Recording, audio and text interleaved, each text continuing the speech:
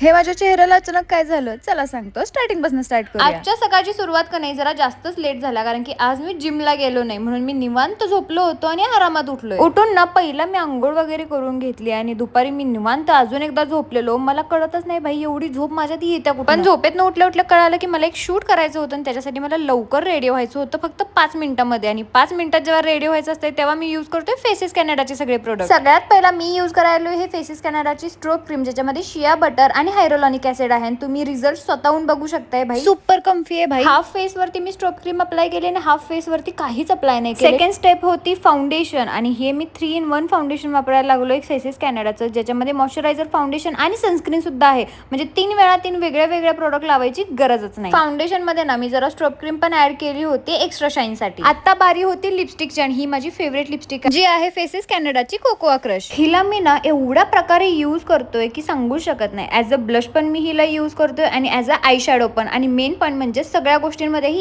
Easily match होते. असं वाटतच नाहीये माझं मलाच बघून की मी हे सगळं मेकअप ना एकाच प्रोडक्ट न त्यानंतर मस्त हीच lipstick me as a lipstick पण यूज केली आणि तुम्ही शेड बघू शकताय. मेन पॉईंट काय सांगू, ही स्मच प्रूफ आहे आणि सुपर कम्फी पण आहे. सगळ्या प्रोडक्टची लिंक हवी असेल ना तर कमेंट मध्ये स्ट्रोब असेल लिहा, लिंक तुम्हाला मिळून जाईल.